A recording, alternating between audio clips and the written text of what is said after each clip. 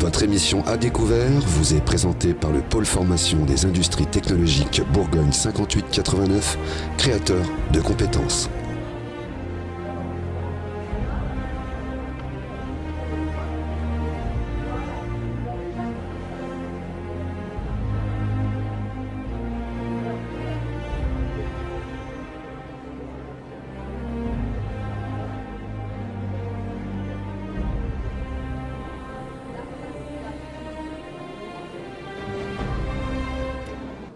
Bienvenue donc sur un nouveau plateau de ce salon Récido.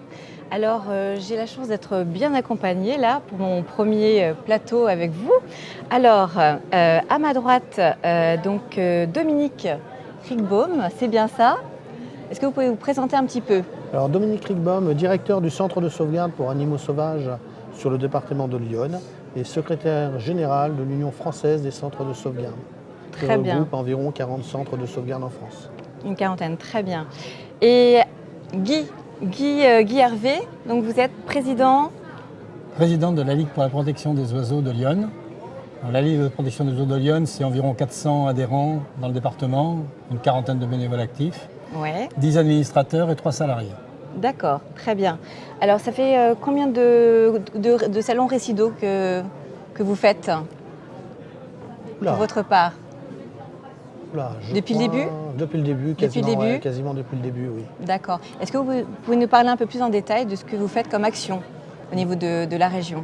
Alors l'action principale, c'est l'accueil des animaux sauvages en difficulté. J'ai dit animal sauvage pour bien faire la différence entre les SPA et les centres de sauvegarde, puisque notre but, c'est l'accueil des animaux de la faune sauvage. D'accord. Avec une grosse partie, ce sont des oiseaux, puisqu'il y a 80% des animaux qui rentrent, ce sont des oiseaux.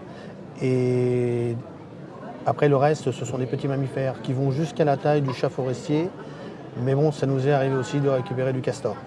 D'accord, très bien. Donc vous intervenez dans quel genre de circonstances, par exemple? Est-ce que vous pouvez nous expliquer un petit peu un animal blessé, donc un animal sauvage, un oiseau que des gens pourraient retrouver, c'est bien ça? Voilà, tout à fait. Les personnes qui s'en vont à leur travail, les gens qui sont dans le milieu rural, qui vont se promener et qui découvrent un animal de la faune sauvage en difficulté, nous appellent et on essaye d'intervenir dans les plus brefs délais. Bien entendu, on ne peut pas se déplacer tout le temps parce que ça fait beaucoup de temps de trajet. Donc on demande, quand ce sont des animaux, je dirais communs et qu'il n'y a pas de dangerosité, de nous apporter l'animal. Ouais. Par contre, on se déplace systématiquement s'il y a un danger pour les gens. Donc là, on se déplace pour capturer les animaux.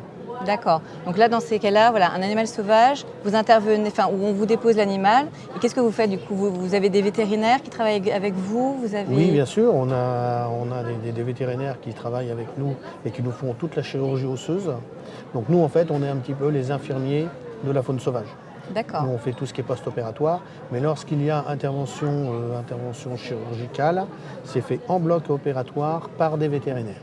D'accord, très bien. Le but étant évidemment de sauver ces animaux sauvages et de les relâcher après dans la nature.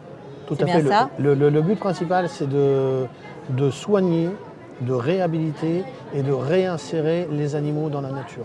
Quand on relâche, je prends l'exemple d'un balbuzard qui nous est arrivé l'année dernière, qui s'est fait heurter par une pale d'éolienne. On l'a retrouvé sous l'éolienne. Ouais. Et en fait, quand on a soigné, réhabilité et relâcher cet animal-là dans la nature, on ne relâche pas un individu. On relâche toujours une génération potentielle d'animaux si jamais ils se reproduisent à leur tour. Ce n'est pas un seul individu, c'est toute une génération qu'on relâche. D'accord. Combien de sauvetages vous faites dans une année? Alors ça dépend des années, on tourne entre 400, 500, 600 individus l'année. D'accord. Ce qui est déjà un nombre important. Ce qui est parfois énorme. D'accord, très bien. Alors je reviens vers vous, Guy Hervé. Est-ce que vous pouvez nous expliquer un petit peu ce que vous présentez sur votre stand? Alors sur le stand, cette année, on a une exposition qui est liée entre l'évolution de la biodiversité par rapport au changement climatique. Donc c'est vraiment d'actualité. C'est le sujet d'actualité. Donc on veut montrer qu'est-ce qui se passe, quelles sont les différences par rapport aux dernières années. Par exemple, on va prendre le cas d'un oiseau qui est le guêpier d'Europe. C'est un magnifique oiseau multicolore qui n'était pas du tout dans nos régions il y a quelques années, qui ne se reproduisait que dans le sud de la France et qui maintenant, depuis à peine 10 ans, se reproduit sur les bassins amont de la Seine de Lyon, pardon, et de l'Armançon. Donc on D'accord. va suivre l'évolution de cet oiseau. On va voir, et alors, dans l'activité de la LPO, si je pouvais résumer en quelques verbes, c'est connaître, donc c'est s'intéresser à la connaissance des oiseaux. Oui. Qu'est-ce qu'il y a comme évolution justement? Est-ce qu'il y a des espèces qui disparaissent? Est-ce qu'il y a des espèces nouvelles qui arrivent? Donc on va faire des études, on va faire une quinzaine d'études par an sur des thèmes tout à fait différents, de voir l'état de la population des oiseaux dans Lyon. Ça c'est la première des actions. D'accord. Connaître ensuite pour protéger. Donc il y a des espèces qu'il va falloir protéger. On va prendre par exemple l'action sur les busards cendrés. Et là on est en relation avec le CSES. Quand par exemple on recueille des œufs qui ne sont pas éclos, on va aller les porter au CSES pour qu'effectivement on finisse l'éclosion. Voilà un exemple où on travaille ensemble. On va mettre également des nichoirs. On a fait une grosse action nichoir sur les nichoirs à rapaces nocturnes. Aidé par le conseil départemental, on a mis 100 nichoirs à rapaces nocturnes, effraies, hulottes, chevêches pendant 3 ans. On va s'intéresser également à la protection des hirondelles. Les hirondelles sont en grand danger actuellement. Oui. Elles ont l'évolution du bâti fait qu'effectivement il y a de moins en moins de possibilités pour nicher. Et même des fois on les détruit lorsqu'on fait du ravalement de façade, pour D'accord. ces hirondelles de fenêtres. Donc on va mettre des mesures compensatoires pour remettre des nouveaux nids ou mettre des tours à hirondelles pour protéger les hirondelles. Ça c'est la deuxième action, l'action de protection. La troisième action très importante, c'est éduquer. Éduquer les scolaires, éduquer aussi le grand public. On fait par exemple environ une centaine d'interventions en milieu scolaire par an, soit sur les sites à l'extérieur, soit dans les écoles, pour apprendre aux enfants à protéger et respecter la nature. Et puis la quatrième action, c'est qu'on gère également des sites, comme la réserve de Barreau-Bourseau, comme des gravières vers Saint-Julien-du-Sault, pour justement à la fois protéger non pas les espèces, mais protéger aussi les habitats. Parce que si on ne protège pas les habitats, les espèces disparaissent. Exactement.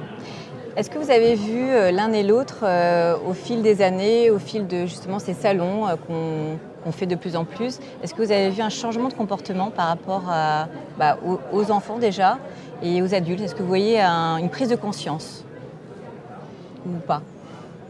C'est difficile, ça reste encore compliqué? C'est assez compliqué. Là, j'aurais pas la réponse.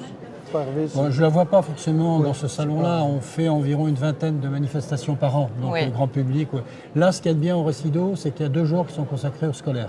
Oui. Et donc là, jeudi et vendredi, on avait nous 2 salariés qui ont travaillé. Donc ça nous permet de voir d'ailleurs des enseignants qu'on connaît déjà. Donc nous, je dirais qu'on le voit à la participation aux animations scolaires que l'on fait dans les écoles.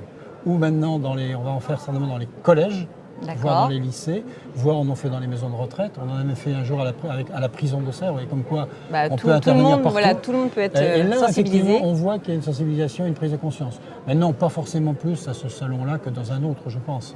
Ça, ouais. Là, il est plus lié au monde de l'eau, oui, au milieu aquatique. Mais dans les milieux aquatiques, évidemment, c'est comme une grande partie de la nature. Exactement.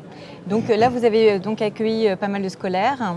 Les questions sont toujours les mêmes des enfants ou s'interrogent sur des choses en particulier? Pour nous, ce n'est pas toujours les mêmes questions. Ouais. Et là, ce qui les choque le plus, c'est qu'on a des images assez représentatives sur l'action que l'on mène, qui sont des marées noires. Puisqu'on parle souvent de grosses marées noires quand il y a des pétroliers qui s'échouent. Ouais.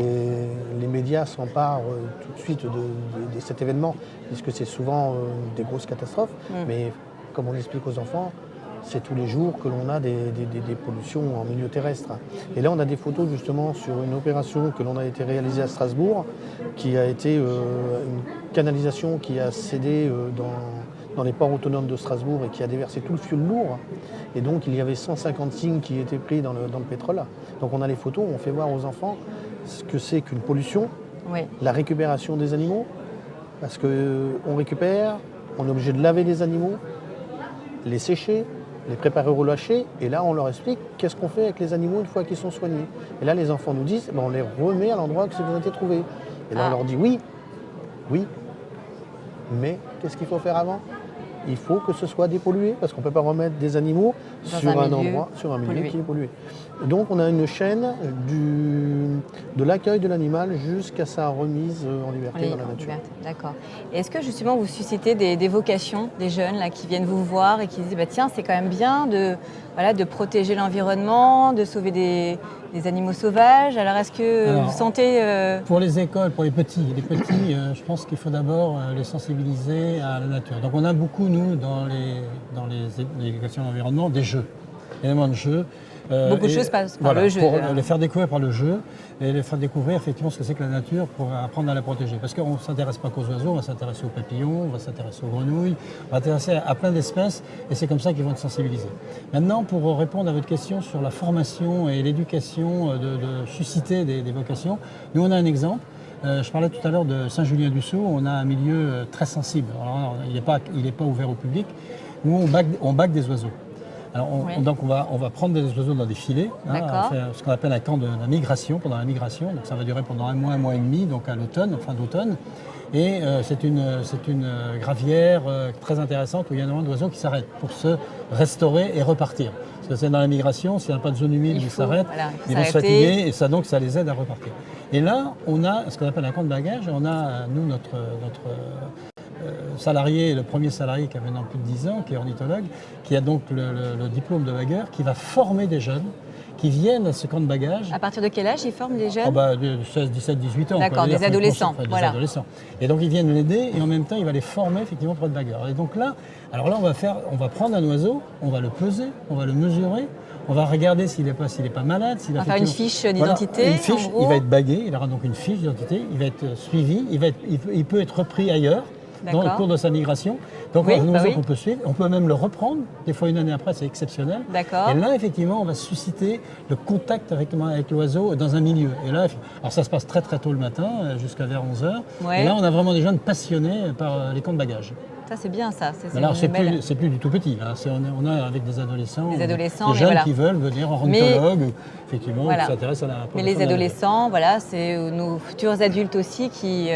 Oui, il faut leur apprendre le respect et la prise de conscience, je crois. Ça, je crois que là-dessus, il y a une nette. Et pas que les enfants, le grand public aussi. Le grand public aussi, de plus en plus. Est-ce que vous avez des sites, justement, où vous parlez de vos actions ? Vous êtes sur Internet, ce sont les sites classiques. Les réseaux sociaux. Internet. Vous avez beaucoup d'échanges avec les internautes? Oui, il y a quand même beaucoup de gens qui nous suivent. Quand on parlait, là, je vais reprendre ce que disait Guy, là, c'est vrai, quand il y a des oiseaux qui sont bagués, nous, on peut les retrouver après. Parce que nous, on peut nous apporter un animal c'est vrai, vous avez aussi, c'est pour nous, ça que vous travaillez. On sait par exemple que ça vient de... On a sa fiche, on sait tout son parcours, on prend des oiseaux qui ont été bagués en Hollande, ou même en Ukraine. Donc c'est vraiment bien sûr, dans la migration internationale. Il y a des oiseaux qui traversent pratiquement le globe. D'accord. La moite arctique traverse tout. Et vous avez accès justement à ces fichiers pour retrouver... ça se passe dans le monde entier, les communications, donc on arrive à savoir, l'oiseau, il a sa fiche, effectivement. D'accord. Voilà, absolument. Et donc nous, dans le cadre de nos actions, on a des jeunes qui passent leur bac pro chez nous. Donc nous, on les accompagne pendant 3 ans. Donc ils font tout ce qui est une partie soigneur animalier. Moi-même, je suis formateur pour les agents des services de l'État, pour l'IFOR. Et donc, dans le cadre des formations que l'on fait, on emmène toujours nos stagiaires qui sont chez nous, on les amène toujours assister au stage de formation pour qu'ils puissent avoir un maximum d'éléments pour pouvoir un jour, c'est notre relève. C'est eux qui vont prendre la place, et j'espère bien qu'ils vont prendre ma place d'ailleurs. Et donc, quand on a des jeunes qui restent chez nous pendant 3 ans, c'est vrai qu'il y a beaucoup d'affinités qui se créent, évidemment. Et on a été très très contents puisqu'on participe tous les ans au festival à Montier-en-Der, le festival de la photographie à Montier-en-Der. Et là, on rencontre les écoles où sont issus nos jeunes. Et on nous a dit qu'on prenait toujours les écoles un exemple de ce que des jeunes qui sont passés chez nous, parce que c'est là qu'ils ont le plus de rapport avec les animaux. D'accord. C'est vraiment un métier de passionné, en tout cas. Bravo à vos associations et à tout ce que vous faites. Merci beaucoup pour ce plateau. Merci. Je vous dis à très bientôt. Merci. Merci à tous. Merci de nous avoir suivis et je vous dis à très bientôt pour un nouveau plateau. Merci.